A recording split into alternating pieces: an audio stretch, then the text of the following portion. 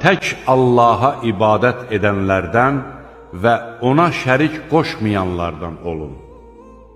Kim Allaha şərik qoşsa, sanki o göydən düşər, quşlar onu alıb aparar, yaxud külək onu soğurub, uzaq bir yerə atar.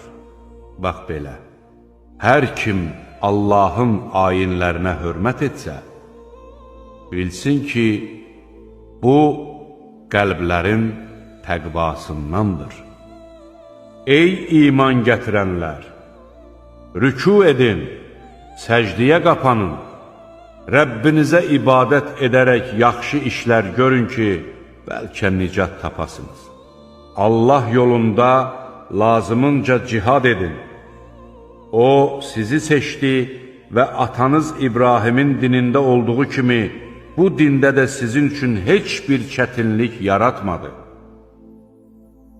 Peyğəmbər sizə, siz də insanlara şahid olasınız deyə, Allah həm əvvəl nazil etdiyi kitablarda, həm də bu kitabda sizi müsəlman adlandırdı.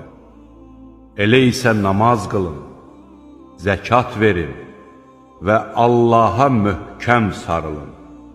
O sizin himayədarınızdır. O nə gözəl himayədar, nə gözəl yardımçıdır.